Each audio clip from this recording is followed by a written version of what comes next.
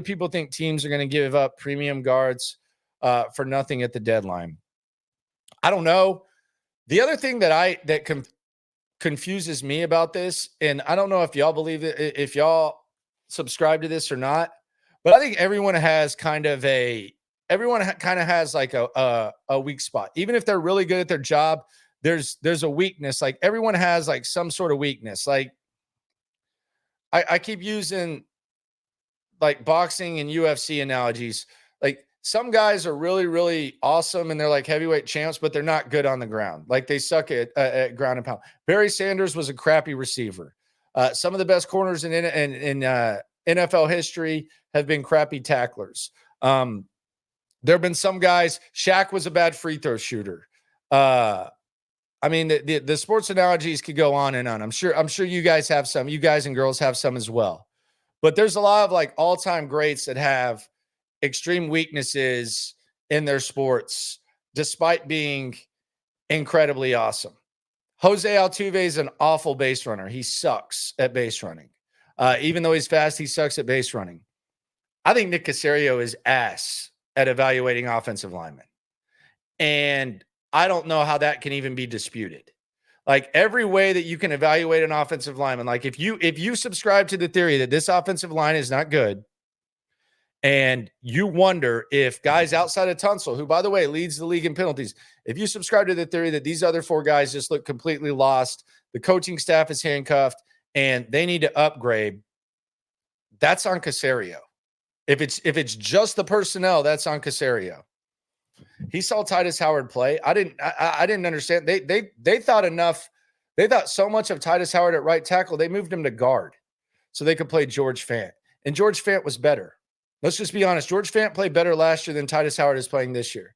And they moved him to guard. And then what did they do? They decided, well, we're going to make this guy one of the 5 highest paid right tackles in the league. If you thought he was a top 5 right tackle, you're not moving him to guard.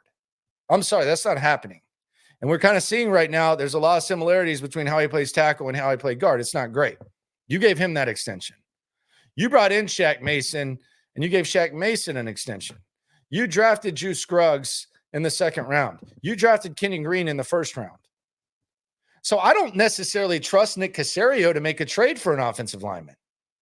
That can change, but why the hell would I trust him to do that? Matter of fact, I trust him a hell of a lot more to get a wide receiver. Like, look at what Nick Caserio has done at wide receiver. Just put the Mechie thing aside. Put the Mechie thing aside. He drafted Nico Collins on day 2 when he didn't have a 1st-round pick. He drafted Tank Dell in the 3rd round, and he made the trade for Stefon Diggs. I trust him a hell of a lot more to trade for a wide receiver. But I don't trust Nick Caserio to trade for an offensive lineman.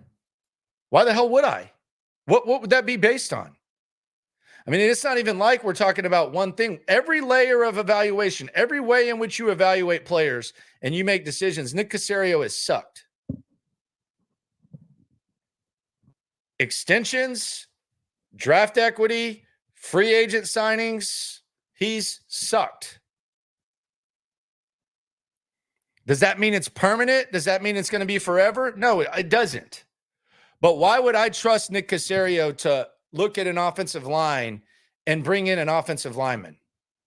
What would that be based on? Hope? He's done nothing. He's done nothing to earn the trust that he can evaluate offensive linemen. Zilch, nothing, nada. So how the hell am I supposed to think Nick Caserio is going to sit there, evaluate this offensive line, and make a trade that's somehow going to make stuff right? I don't.